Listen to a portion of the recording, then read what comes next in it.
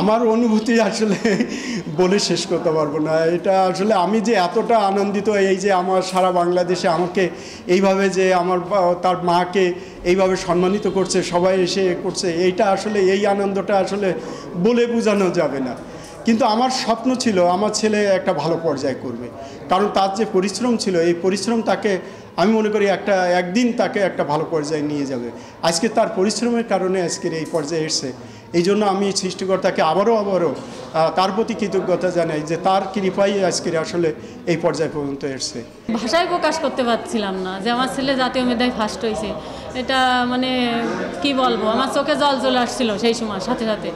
চাকরি ছেড়ে দেওয়া আসলে আমার শারীরিকও সমস্যা হচ্ছিল, আর ও একা ওরে রেখে চাকরি করাটা ঠিক না, মানে আমি আর কোনো তাই ফিরেও আর করিনি মানে চাকরির জন্য। তো কোনো টিচারের কাছে পড়িনি ছোটোবেলা থেকে, কোনো টিচারই না, ও নিজেই এই পর্যন্ত ঈশ্বরের কাছে প্রার্থনা করি যেন ওর মনের আশাটা পূর্ণ হয়, যে একটা ভালো ডাক্তার হবো এবং ভালো মানুষ। ওর কথা যে শুধু ভালো ডাক্তার হলে হবে না, ভালো মানুষও হওয়ার দরকার।